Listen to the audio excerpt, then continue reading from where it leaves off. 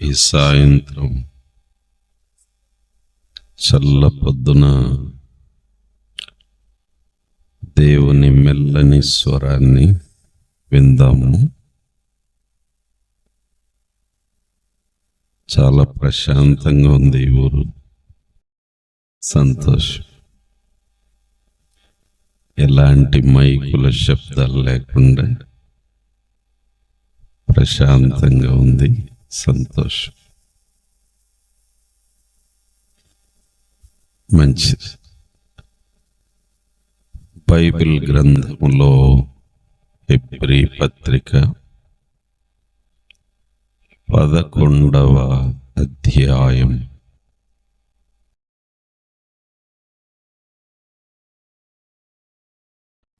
11వ అధ్యాయం. ఒకరు మైక్ దగ్గర పెట్టుకోండి. ఎక్స్ట్రా మైక్ ఉందా?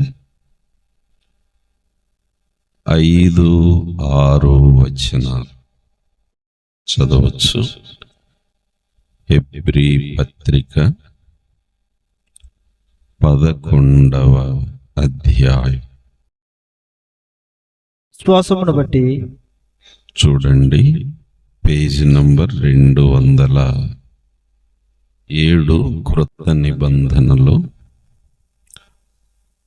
హెబ్రీ పత్రిక 11వ అధ్యాయం 5-6 వచనాలు.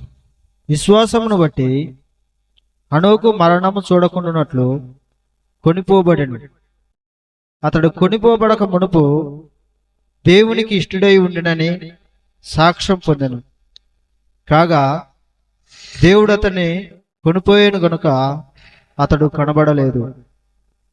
విశ్వాసము లేకుండా దేవునికి ఇష్టుడై ఉండుట అసాధ్యము.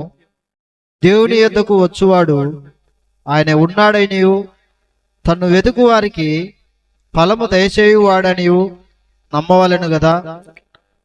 చాలా చిన్న ప్రార్థన చేసుకుందాం. పరిశుద్ధుడవైన తండ్రి, వందనాలు. ఈ రాత్రి ఇక్కడ నీ పాదముల సన్నిధిలో, ఈ వీధిలో మేము కూడిక కలిగి ఉన్నాము. పరిశుద్ధాత్ముని కార్యం ఈ రాత్రి చేయండి. పావుర స్వరం వినిపించండి. వాక్యపు వెలుగును ప్రసరింపచేయండి. మా హృదయాల్లోని చీకటిని తొలగించండి. ఎవరైతే ఈ మాటలు వినగలుగుచున్నారో ప్రతి ఒక్కరిలో కార్యం చేయమని యేసుక్రీస్తు ప్రభు ద్వారా స్తుతించి వేడుచున్నాము తండ్రి. ఆమేన్.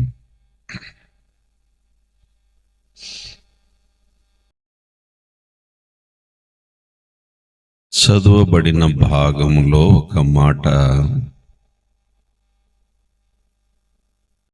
దేవుడతని కొనిపోయెను గనుక అతడు కనబడలేదు. చెప్పండి, అతడు కనబడలేదు. ఎందుకు కనబడలేదు అతడు? చెప్పండి, ఎందుకు కనబడలేదు? దేవుడతని కొనిపోయెను గనుక, లేదా దేవుడతని తీసుకొని పోయాడు గనుక అతడు కనబడలేదు. ఆవులయ్య గారు మనకు కనబడలేదు. ఎందుకు కనబడలేదు చెప్పండి? దేవుడు అతన్ని కొనిపోయాడు గనుక అతడు కనబడలేదు. ఈరోజు నేను మీ ఊరికి వచ్చి ఉదయను వెతుకుతున్నాను గాని అతడు కనబడలేదు. ఎందుకు కనబడలేదు, ఏమైపోయాడు అంటే, వాక్యములో నుండి మనకు ఒక జవాబు దొరుకుతుంది. దేవుడు అతన్ని కొనిపోయాడు గనుక అతడు కనబడలేడు. ఇదే మాటలు ఆదికాండం 5వ అధ్యాయంలో ఇలా ఉన్నాయి. 5వ అధ్యాయం 24వ వచనం.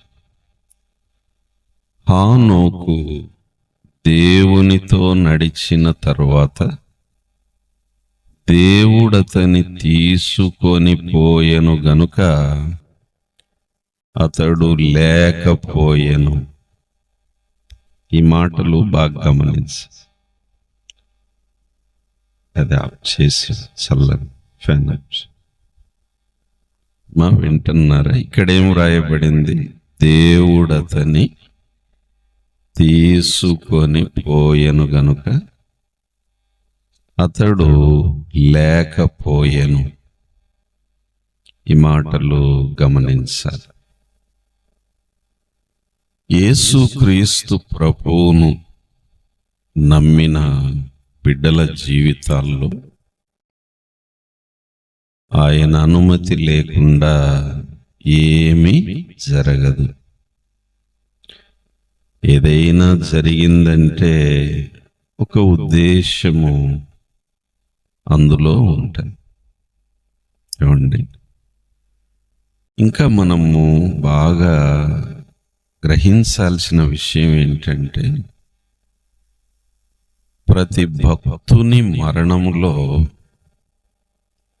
యేసయ్య శిలువ మరణమును జ్ఞాపకం చేసుకో. ఎవరిని జ్ఞాపకం చేసుకోవాలి? యేసయ్య శిలువ మరణం. కొన్ని మరణాలు ప్రశాంతంగా జరుగుతాయి, కొన్ని మరణాలు బాధాకరంగా జరుగుతాయి. నేను మా నాయన మరణం గురించి చెప్తాను. మా నాన్నగారికి ఒక 6 ఏండ్ల కిందట ఆయన చనిపోయాడు. చనిపోయే సమయానికి ఆయనకు 96 ఏండ్లు. ఎన్నేండ్లు? ఇంకొక 4 ఏండ్లు పూర్తయింటే సెంచరీ కొట్టేవాడు, కానీ మిస్ అయింది. ఆ రోజు చనిపోయినప్పుడు మా ఊర్లో ఉన్నాడు మా నాయన. మా అమ్మ దగ్గరే ఉంది. అప్పుడు మా అమ్మని అడిగాను, ఆ చివరి నిమిషాలు ఎట్లా జరిగిందమ్మా నాయనది అని అంటే, అమ్మ చెప్తోంది, ఆ రోజు ఉదయం యథావిధిగా 6 గంటలప్పుడు అట్లా పడుకొనే ఉన్నాడు నాయన, మీ నాయన. నేను పాలు తీసుకొద్దామని లేచి బయటికి వెళ్తున్నాను. వెళ్తుంటే నాయన కళ్ళు తెరిచి చూశాడు, సైగ చేశాడంట, ఎక్కడికి పోతున్నావు అని. పాలు తీసుకొని వస్తా, నీకు కాఫీ చేస్తా అంటే నాయన సైగ చేశాడంట, ఇట్లా అని చెప్పి. అంటే దగ్గరికి రా. పడుకొనే ఉన్నాడు, మెత్తబడినాడు. అమ్మ దగ్గరకు వచ్చినాక ఏమి అని అడిగితే, అమ్మ చేయి పట్టుకొని అమ్మ వైపే అట్లా చూస్తూ కన్ను మూసాడు. ఇట్లా జరిగింది నాయన మరణం అంటే నేను ఆశ్చర్యపోయినాను. ఎంత ప్రశాంతంగా చనిపోయాడు మా నాయన. 96 ఏండ్ల వయసు. నెమ్మదిగా ప్రశాంతంగా కన్ను మూసాడు. మంచములో కూడా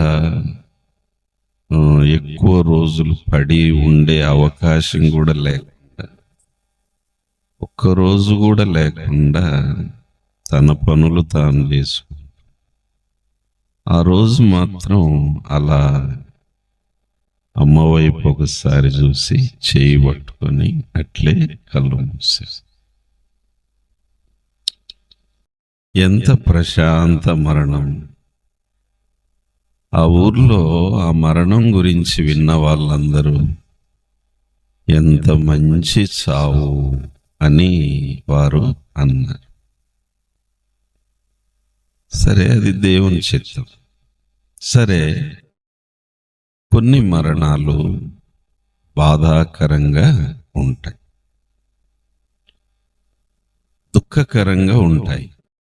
అయితే వినండి, అన్ని మరణాల కంటే అత్యంత భయంకరంగా మరణించిన వ్యక్తి ఎవరంటే యేసుక్రీస్తు ప్రభు.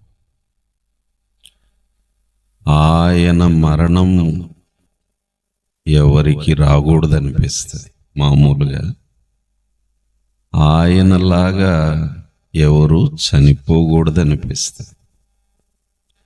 మామూలు మాటల్లో చెప్పుకోవాలంటే అత్యంత ఘోరమైన చావు ఎవరిదంటే చెప్పండి, యేసుక్రీస్తు ప్రభు మరణం. రత్నవర్ణుడైన యేసుక్రీస్తు ప్రభు సిలువలో రక్తపు ముద్దగా మారిపోయింది. ఏమండి, అందుకే యెషయా రాస్తాడు, అతడు చూడనొల్లని వాడు. మనము చూడలేకపోతాం అతన్ని. ఉదాహరణకి ఎవరైనా యాక్సిడెంట్లు చనిపోయారనుకోండి, వాళ్ళంతా రక్తమైంది. చూడగలమా చెప్పండి? చూడబుద్ధి కాదు, చూడలేము. కనుక వినండి, మనకు తెలిసిన వారు కానీ తెలియని వారు కానీ ఏదైనా ఒక మరణం గురించి మనం చూసినప్పుడు విన్నప్పుడు మనకు ఎవరి మరణం గుర్తుకు రావాలి చెప్పండి? యేసుక్రీస్తు ప్రభు మరణము గుర్తుకు రావాలి. ఆవులయ్య గారు రోడ్డు ప్రమాదంలో చనిపోయాడు, గాయాల పాలైనాడు, రక్తము చిందింపబడింది. అయితే ఆ మరణాన్ని చూసినప్పుడు ఎవరి మరణం గుర్తుకు రావాలి? ఆ గాయాలు చూసినప్పుడు ఎవరి గాయాలు గుర్తుకు రావాలి? నా ప్రభు అయిన యేసుక్రీస్తు కలువరి సిలువలో గాయాల పాలైనాడు, నిలువెల్ల గాయాలే. ఆ గాయాల్లో నుండి రక్తము చిందించబడింది. యేసు రక్తము వలన రక్షణ దొరికింది. యేసు గాయముల వలన స్వస్థత దొరికింది. హల్లెలూయా. కనుక ప్రియులారా, మనకొక ఓర్పు ఏంటంటే, మన ప్రియుల మరణంలో ఎవరి మరణం గుర్తు చేసుకోవాలి చెప్పండి? యేసుక్రీస్తు మరణం. కనుక మన ప్రియులు ఆవులయ్య గారు కొన్ని గాయాలు పొందాడు, రక్తం చిందించాడు. కానీ యేసు ప్రభు పొందినన్ని గాయాలు పొందాడా? యేసు ప్రభు చిందించినంత రక్తం చిందించాడా? అది కూడా లేదు. అది మనకు ఊరట, అది మనకు ఓర్పు, అది మనకు ఓదార్పు. హల్లెలూయా. కనుకనే ప్రతి మరణంలో ఎవరి మరణాన్ని గుర్తు చేసుకోవాలి బాబు? ఆవులయ్య గారు తన వంతు వచ్చింది, తన మరణం తానే అనుభవించాడు. కానీ యేసుక్రీస్తు ప్రభువుకి ఎందుకు మరణం వచ్చింది అంటే దానికి కారణం ఆయన కాదు, ఎవరో అమ్మా వింటున్నారా? ఆయన కాదు. ఎందుకు చావు వచ్చింది ఆయనకంటే కారణం ఎవరు? అందుకే పౌలు అంటాడు, దేవుని కుమారుడు నా కొరకు అంటాడు. ఏమండి?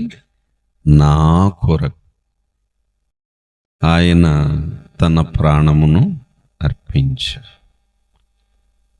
తన కోసం తాను చనిపోలే యేసు ప్రభు. ఎవరి కోసం చనిపోయాడు? నా కోసం చనిపోయాడు. నిజానికి నేను చావాల్సి ఉండింది, మరణ శిక్ష నాకు విధించబడింది. కానీ నాకు బదులుగా యేసయ్య మరణ శిక్ష అనుభవించాడు. మనందరం కూడా ఎవరి చావు వారే చస్తారు. ఏమండి? ఎవరి కోసం అయితే సాధారణంగా మనము చావు, కానీ యేసుక్రీస్తు ప్రభు ఎవరి కోసం చనిపోయాడమ్మా? మనందరం ఇట్లా గుండె మీద చేసుకుని చెప్పొచ్చు, నా కోసం, నాకు బదులుగా, నా కొరకు నా యేసయ్య చనిపోయాడు. కనుక మన ప్రియులు ఎవరైనా ఒకవేళ అది మామూలు మరణం కాకపోతే కొంచెం బాధ కలిగించే విధంగా మరణిస్తే అది చూస్తూ వ్యసన పడొద్దు. కానీ ఆ మరణము చూసినప్పుడు ఏ మరణం గుర్తుకు రావాలి? యేసుక్రీస్తు మరణము గుర్తుకు. హల్లెలూయా. సరే, మన ప్రియులు ఆవులయ్య గారి మరణం బైబిల్ ఏం చెప్తుందంటే తన భక్తుల మరణము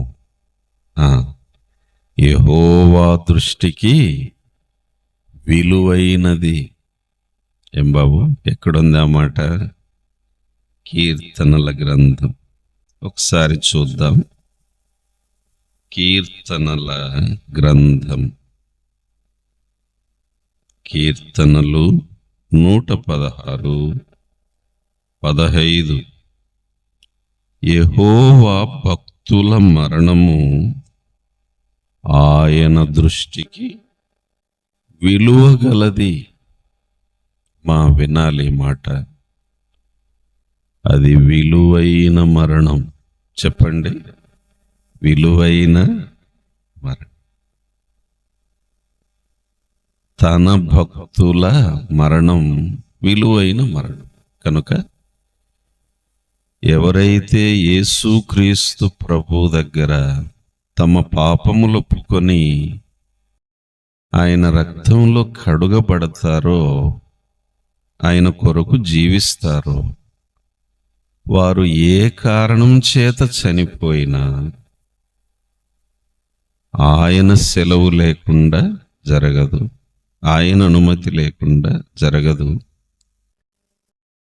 ఆ మరణం చూచినప్పుడు దేవుడు అనుకున్నాడు, నా భక్తుని మరణం నా దృష్టికి విలువైనది. హల్లెలూయా, హల్లెలూయా. కనుక వినండి, యేసుక్రీస్తునందు చనిపోయిన వారి మరణం విలువైనది. యేసు లేకుండా చనిపోతే నీ మరణానికి విలువ లేదు. లేదు, అది నువ్వు బాగా ఆలోచించాలి. యేసు ప్రభువుని నమ్మకుండా ఇష్టానుసారంగా బ్రతికి నీకు ఇష్టమైన పాపాలు చేసి చచ్చిపోతే నీ శరీరాన్ని మట్టిలో గప్పేస్తారు. ఆత్మ నేరుగా పాతాళములోకి అనగా నరకములోకి వెళుతుంది. నీ మరణం విలువలేనిది. నీ మరణం విలువలేని. యేసునందు మరణం విలువైనది. యేసు లేని మరణం విలువ లేదు. నీకు విలువ లేదు. నీ మరణానికి, నీ బ్రతుక్కే విలువ లేదు. ఇంకా నీ మరణానికి ఏం విలువ ఉంటుంది కదా? కనుక అమ్మలారా, ప్రియులారా, ఈ మాటలు వింటున్న ప్రియులు, విలువైన బ్రతుకు బ్రతకాలంటే యేసుక్రీస్తు ప్రభువును నమ్ముకోవాలి. మన పాపములను ఒప్పుకోవాలి. ఆయన రక్తంలో శుద్ధి పొందాలి. ఆయన బాటలు నడవాలి. అప్పుడు మన ఆత్మ సురక్షితంగా ఉంటుంది.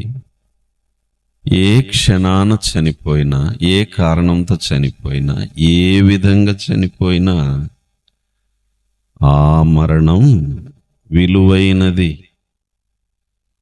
హల్లెలూయా! ఆ మరణం విలువైనది. కనుక మన ప్రియులు ఆవులయ్య గారి మరణం దేవుని దృష్టికి ఎంతో విలువైనది. కనుక తన బిడ్డల మరణాన్ని దేవుడు ఎట్లా చూస్తున్నాడంటే, శరీరం మట్టిలోకి వెళ్తుంది, కానీ ఆత్మను దేవుడు కొనిపోయెను అని ఉంది. దేవుడు తీసుకొని పోయెను అని ఉంది. కనుక అతడు లేకపోయెను, అతడు కనబడకపోయెను. ఇదే మాట చెప్పాలి మీరు. ఉదాహరణకు పాస్టమ్మను ఎవరన్నా అడిగారనుకోండి, ఏం చెప్పాలి? యేసు ప్రభు తీసుకొని పోయాడండి, యేసు ప్రభు కొనిపోయాడు అంతే. కనుక ఆయన మా ఇంట్లో లేడు, మా ఇంట్లో కనబడడు. అది విశ్వాసముతో మాట్లాడే మాటలు అట్లుంటాయి. ఏం బాబు, వింటున్నారా? సరే, ఇప్పుడు ఒక విషయం ఏంటంటే, మామూలుగా చెప్తే కొంచెం త్వరగానే ఆవులయ్య గారిని దేవుడు తీసుకొని పోయినాడు. ఈ బాబుల్ని అడిగాను, ఎంత నాన్న వయసు అంటే 60 ఏండ్లు ఉంటాయి అంకుల్ అని అన్నారు. 60 ఏండ్లు. నా వయసు కూడా ఇప్పుడు 60 ఏండ్లు. 60 రన్నింగ్ అన్నమాట, 60 నాట్ అవుట్. 60లో బ్యాటింగ్లో ఉన్నాను, ఇంకా క్రీజ్లోనే ఉన్నా. అయితే ఆవులయ్య 60లో అవుట్ అయినాడు అంతే. బ్యాట్స్మెన్ అవుట్ అయినాడు. నాలాంటి వాడు నాట్ అవుట్ అని చెప్పొచ్చు. ఏమండి? కనుక కొంచెం త్వరగానే దేవుడు తీసుకున్నాడా అని అనిపిస్తుంది. ఇప్పుడు ప్రశ్న ఏంటంటే, ఎందుకని ఆయన్ను తీసుకున్నాడు? ఎందుకని మనల్ని మిగిలించి ఉంచాడు? కదా, నన్నే పోల్చుకున్నాం. ఇద్దరం దాదాపు సమాన వయసు. ఆయనది 60, నాది 60. కానీ దేవుడు ఎందుకు ఆయన్ను తీసుకున్నాడు, నన్నెందుకు ఉంచాడు అంటే,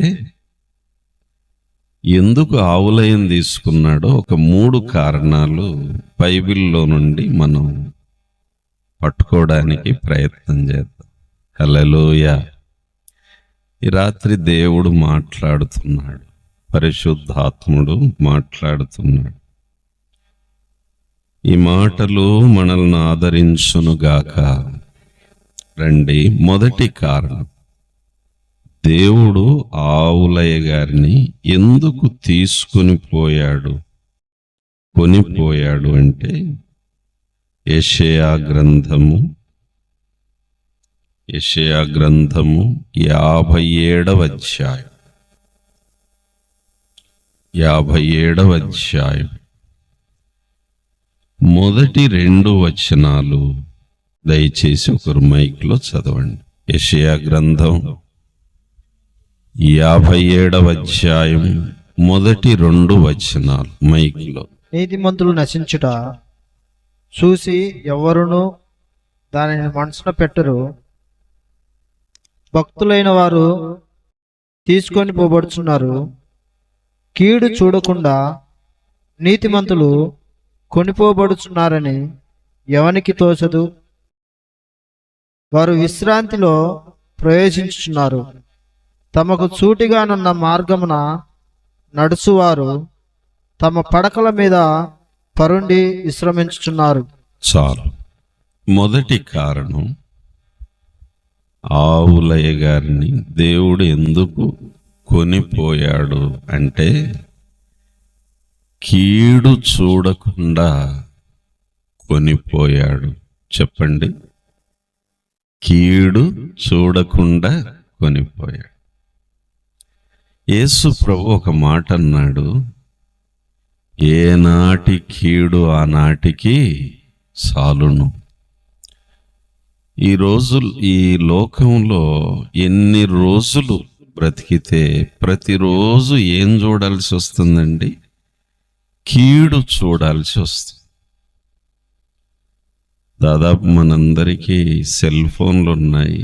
ఒకసారి ఆ యూట్యూబ్ ఆన్ చేస్తే అన్నీ కీడు వార్తలే చూడాల్సి వస్తుంది, వినాల్సి వస్తుంది.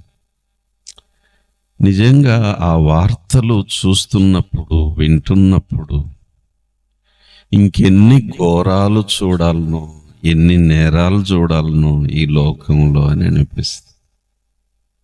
ఈరోజు కొంచెం అట్లా చూస్తుంటే హైదరాబాదులో ఉంటారు, కన్న తండ్రినే నడి రోడ్డు మీద వాడు 15 సార్లు కత్తితో ఒడిచి చంపేశాడు. కన్న తండ్రి, కారణం ఏమైనా కానివ్వండి, తండ్రిని నడి రోడ్డు మీద వెంటాడి చంపేసి, ఎంత కీడు చూడండి. కొడుకు చేతిలోనే తండ్రి. ఇక అత్యాచారాలు, మానభంగాలు, నేరాలు, ఘోరాలు, దొంగతనాలు, ఎన్ని కీడులు ఈ లోకంలో. అంతో ఇంతో మనము క్షేమంగా ఉన్నామంటే దేవుని కృప. హల్లెలూయా. ఏనాటి కీడు ఆనాటికి చాలు. అందుకే ప్రభు అన్నాడు, బాబు ప్రతిరోజు ఏదో కీడుందిరా, ప్రార్థన చేస్తూ ఉండండి. ఏమని? పరలోక ప్రార్థనలో ఒక మాట, శోధనలోనికి తేక దుష్టుని నుండి మమ్మును తప్పించు. దాని అర్థము, శోధనలోనికి తేక కీడు నుండి మమ్మును తప్పించు. ఎన్ని కీడులు తప్పిస్తుంటే మనం ఇంత క్షేమం అనుభవిస్తున్నాము. చాలాసార్లు అది లోతుగా ఆలోచించు, కానీ ఆలోచించాలి. హల్లెలూయా.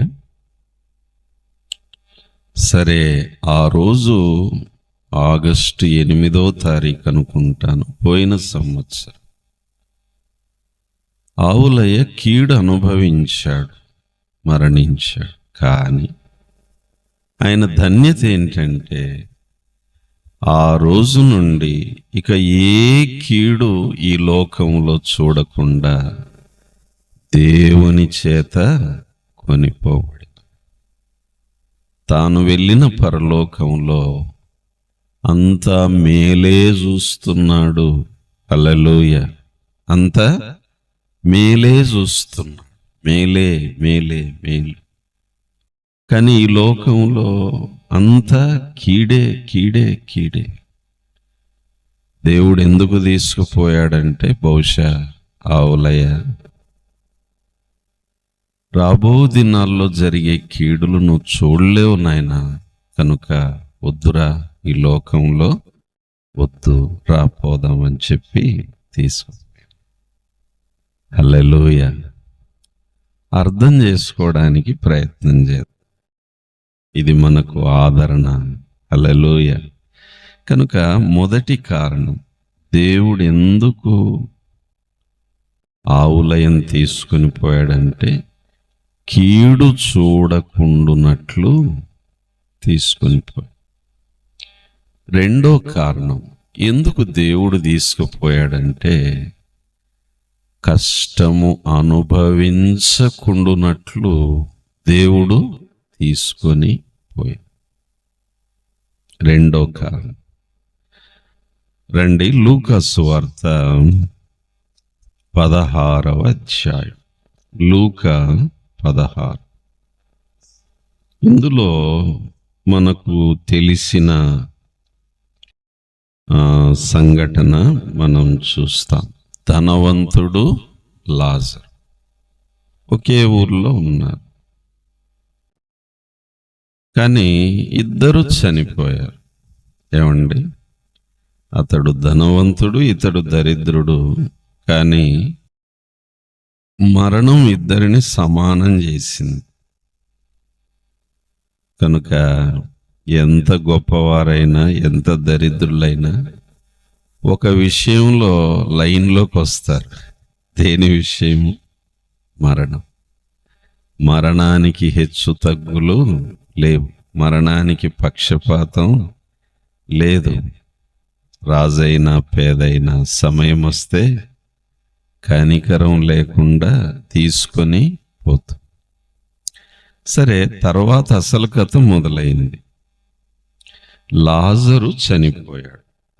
రండి 16వ అధ్యాయం 22.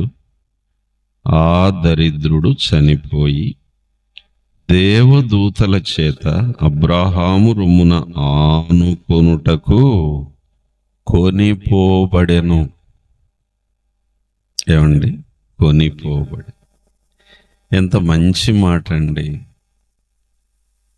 అసలు అతనికి అడ్రస్ లేదు, లాజర్కి విలువ లేదు, లోకంలో పట్టించుకునేవాడు లేడు. కానీ అతడు దేవుని దృష్టికి మిగుల విలువైనవాడు. అందుకే లాజరు చనిపోయినప్పుడు, దేహము ఆత్మను విడిచినప్పుడు దేవదూతలు ఎస్కార్ట్గా వచ్చి కొనిపోయారు లాజరు ఆత్మ. ధనవంతుడు చనిపోయాడు, వాడు పాతాళంలో పడినాడు. వాన్నెవరు తీసుకుపోయినారు అని అంటే దురాత్మలు వచ్చి వాన్ని ఇగ్గుకొని పాతాళంలోకి వెళ్ళి ఉంటాయి. అప్పుడు దూరంగా నెమ్మది గల స్థలంలో లాజరు ఉన్నాడు, యాతన స్థలంలో వీడున్నాడు. కన్నులెత్తి చూసి అంటున్నాడు, అబ్రహామా, వాడేంటి అక్కడ, నేనేంటి ఇక్కడ? అబ్రహాము రొమ్మున అనుకున్నాడు. చూడండి ఎంత ప్రమోషన్ వచ్చింది లాజరుకు. రొమ్మున అనుకు. వీడెక్కడున్నాడు? అగ్ని జ్వాలల్లో యాతన పడుతున్నాడు. అప్పుడు అంటాడు, లాజరును పంపించు నాయన, ఒక చుక్క అలా ముంచి, తడారిపోతుంది, దాహం. అంటే అప్పుడు అబ్రహాం ఏమంటాడు చూడండి, లూకా 16:25. అందుకు అబ్రహాము, కుమారుడా, నీవు నీ జీవిత కాలమందు నీకిష్టమైనట్టు సుఖము అనుభవించితివి, అలాగుననే లాజరు కష్టము అనుభవించెనని జ్ఞాపకము చేసుకొను. కష్టము అనుభవించ. బ్రతికినంత కాలం ఏమనుభవించాడు లాజర్? ఇక్కడ కష్టం అనుభవించాడు. ఆ తర్వాత మాట ఏముంది చదవండి. తర్వాత మాట 25. ఇప్పుడైతే వాడిక్కడ నెమ్మది. కష్టం పోయిందా లేదా? ఇంకా కష్టాన్ని చూస్తాడా లాజర్? చూడు. కనుక లాజర్ ఎందుకు కొనిపోబడినాడు అని అంటే కష్టము అనుభవించకుండా కష్టానికి ఫుల్ స్టాప్ పెట్టి దేవుడు లాజరుని కొనిపోయాడు. అలాగే ఆవులయ్య ఎంతో కష్టపడి సేవ చేసినాడు. బహుశా దేవుడు అనుకున్నాడు, చేసిన కష్టం చాలు, ఇంకా కష్టం అనుభవించటం నాకు ఇష్టము లేదు. ఆవులయ్య ఇంకా రా పోదాం, కొనిపోయి. హల్లెలూయా. కనుక చూడండి, మనలో ఎవరమైనా ఒకవేళ పిలుపునందుకొని వెళ్తే కీడు చూడకుండా కొనిపోబడతాము, కష్టము అనుభవించకుండా కొనిపోబడతాము. Full stop. ఈ దృష్టిలో ఆలోచన చేయ. ఇప్పుడు చెప్పండి, మనకు కష్టం ఉందా, ఆవులయ్య కష్టం ఉందా? ఇప్పుడు ఎవరికి ఉంది? మరి ఎవరు మేలు? ఆవులయ్య మేల, మనం మేల? ఆవులయ్య స్థితే మేలు కాదా మనకంటే? ఎవరు కీడు చూస్తున్నారు ఇప్పుడు? ఆవులయ్య చూస్తున్నాడు, మనం చూస్తున్నామా? ఎవరు మేలు చెప్పండి ఇప్పుడు? చెప్పాలి, మేలమ్మా. కానీ ఇలాంటి సత్యాలు జీర్ణం చేసుకోవడం కొంచెం కష్టం. మనకంటే, నాకంటే మేలైన స్థితిలో ఆవులయ్యం. కీడు చూడడం లేదు, కష్టము అనుభవించటం లేదు. ఇది రెండో కారణం. మూడో కారణం, దేవుడు ఆవులయ్యను ఎందుకు కొని పోయాడంటే, ఇది బాగా అర్థం చేసి, దేవునికి ఇష్టుడుగా ఉండగానే దేవుడు కొనిపోయాడు. దేవునికి ఇష్టుడుగా ఉండగానే దేవుడు కొనిపోయాడు. హానోకు గురించి మనం చూస్తాము. కొనిపోబడక మునుపు అతడు దేవునికి ఇష్టుడై ఉండే. ఒకరోజు అనుకున్నాడు దేవుడు, హానోకు నాకు ఇష్టునిగా బ్రతుకుచున్నప్పుడే నేను తీసుకుంటే మంచిది అని ఒకరోజు తీసుకున్నాడు. ఇది మనం కొంచెం జాగ్రత్తగా అర్థం చేసుకో. అలాగా 2024 సంవత్సరం ఆగస్టు నెల 8వ తారీఖున ఆవులయ్యను దేవుడు తీసుకున్నాడు. ఇష్టునిగా ఉండగానే తీసుకున్నాడు. ఒకవేళ ఆ తర్వాత ఆవులయ్య ఇంకా భూమి మీద ఉంటే ఏమో, దేవునికి అయిష్టునిగా మారుతాడేమో. అది దేవునికి తెలుసు, మనకైతే తెలియదు.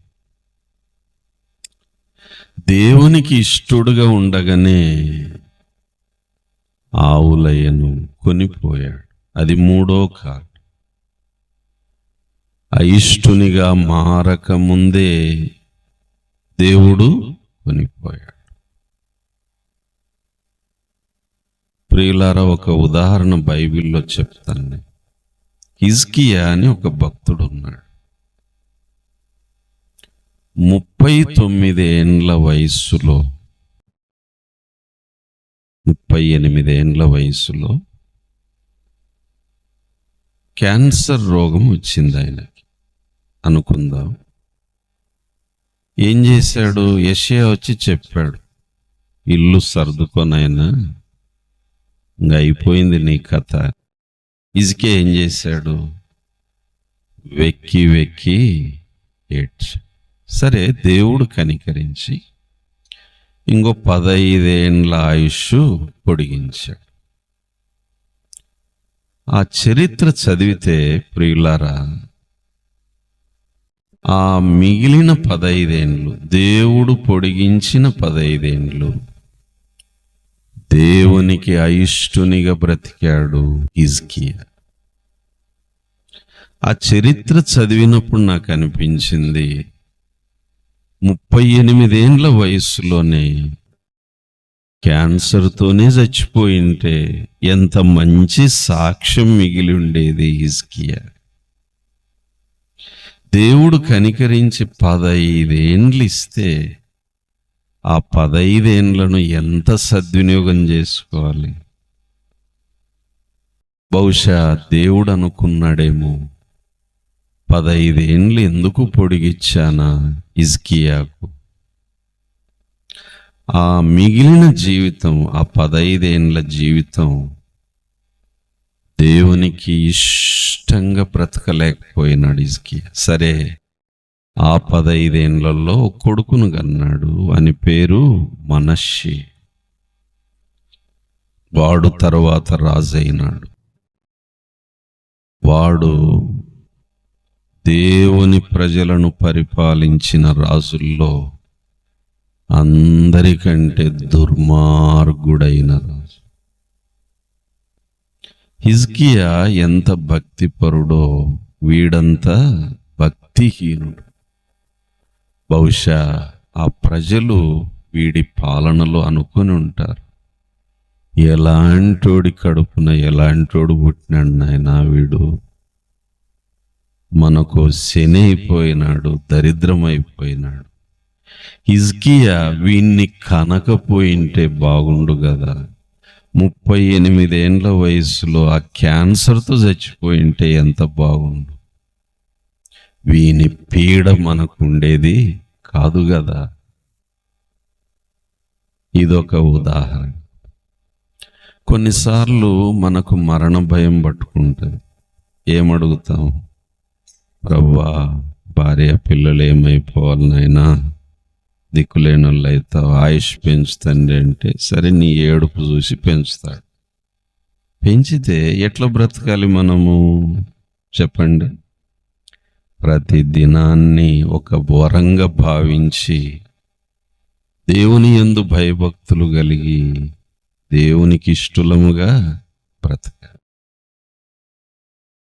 అవునా కాదా చెప్పండి? ఏదన్నా హాస్పిటల్లో పడితే ఒకటే ఇంకా, అయ్యగారు ప్రార్థన చేయండి, ప్రార్థన చేయండి, ఆ సంఘంలో అందరితో చేయండి. సరే, ప్రార్థన చేస్తే వాడు బయటకు వస్తాడు, మళ్ళీ చర్చికి రాడు వాడు. మళ్ళా ఏ ఆట అంటే మొదలాట అన్నట్టు మళ్ళా డ్రింక్ బ్యాచ్లోకి వెళ్తాడు. ఇందుకోసమా ప్రార్థన చేసేది? వాడు ఇంకా చెడిపోతాడు, భ్రష్టుడవుతాడు. మనం ఏదో కష్టపడి ప్రార్థన చేస్తే సచ్చటోడు బతికి బయటకు వచ్చి వాడు దేవుణ్ణి వెక్కిరించినట్టు మళ్ళా అదే జీవితం జీవిస్తాడు. ఇందుకోసమా ప్రార్థన చేసి? కనుక రక్షణ అనుభవం లేనోడు చావు బతుకుల మధ్య ఉంటే ఒకటే ప్రార్థన చేయాలి, ప్రభువా వీడు మారు మనసు పొంది బ్రతికే అవకాశం ఉంటే బ్రతికిచ్చు, లేకపోతే అంతే పంపించి. భూమికి బరువు వీడు, కుటుంబానికి బరువు నాయన, దరిద్రుడు వీడు.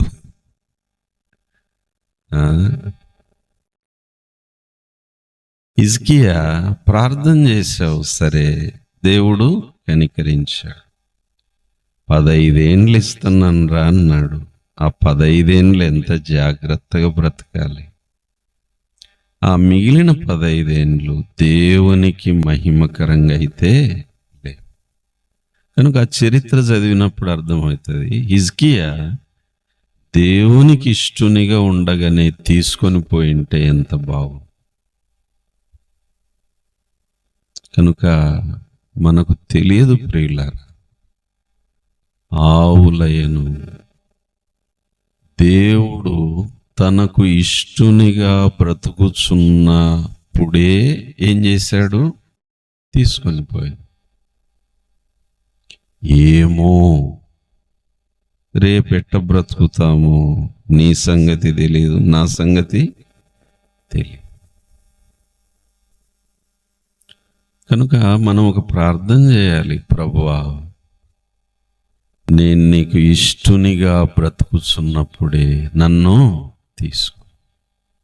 విశ్వాసముతో నడుస్తున్నప్పుడే నన్ను తీసుకో. నీకు ప్రియునిగా ప్రియురాలిగా ఉన్నప్పుడే నన్ను తీసుకో. నీకు సంతోషకరంగా బ్రతుకుతున్నప్పుడే నన్ను తీసుకో. రేపు నీకిష్టము లేని బ్రతుకుతాను అని నీకు అనిపించినప్పుడు ఈరోజే నన్ను తీసుకో. ఈరోజే నన్ను. ఆ రేపు అనేది నా జీవితంలో వద్దు నాయన.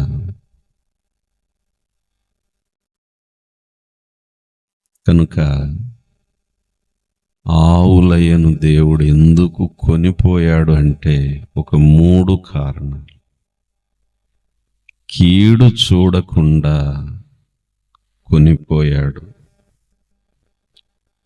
కష్టం అనుభవించకుండా కొనిపోయాడు, ఇష్టునిగా బ్రతుకుచుండగానే కొనిపోయాడు.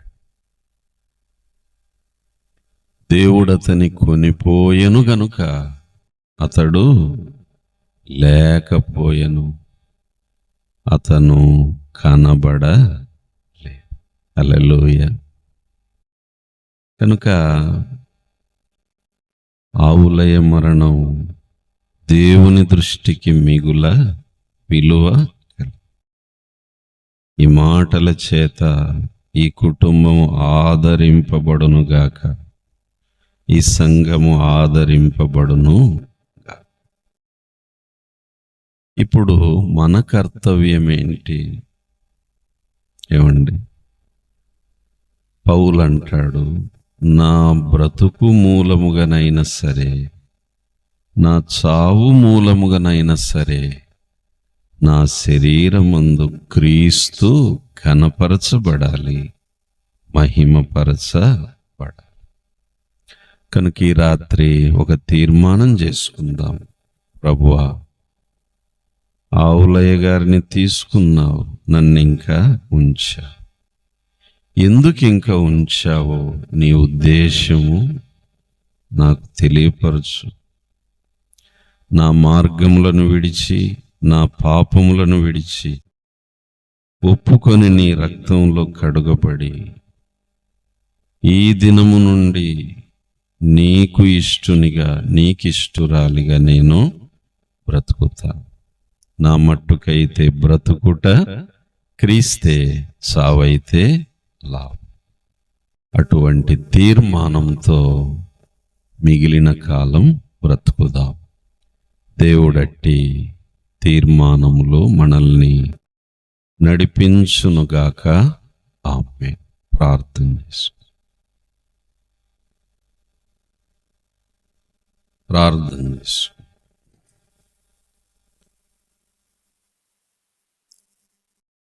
పరిశుద్ధుడవైన తండ్రి, వందనాలు. నీ బిడ్డల మరణం నీ దృష్టిలో ఎంతో విలువైంది నాయన. అదెంత విలువైందో నీ దాసుని మరణమును జ్ఞాపకం చేసుకుంటూ 3 విషయాలు నేర్చుకున్నాం. ప్రభువా, నన్ను మమ్మను ఇంకా మిగిలించి ఉంచావు స్వామి. తండ్రి, మాకిష్టమైనట్టు బ్రతకక ధనవంతుడు తనకిష్టమైనట్టు సుఖం అనుభవించి నరకంలో పడ్డాడు. మాకిష్టమైనట్టు వద్దు నాయనా, నీకిష్టమైన బ్రతుకు మేం బ్రతికి నీ యొద్దకు చేరుటకు, నరకం తప్పించుకోవడం, మా బ్రతుకులను చక్కబెట్టుమని, దిద్దుమని, సరిచేయమని నీకు ఇష్టము లేనిది, నీకు అసహ్యమైనది మా జీవితాల్లో తీసి పారవేయము. యేసుక్రీస్తు ప్రభు నామమున స్తుతించి వేడుచున్నాము తండ్రి, ఆమేన్.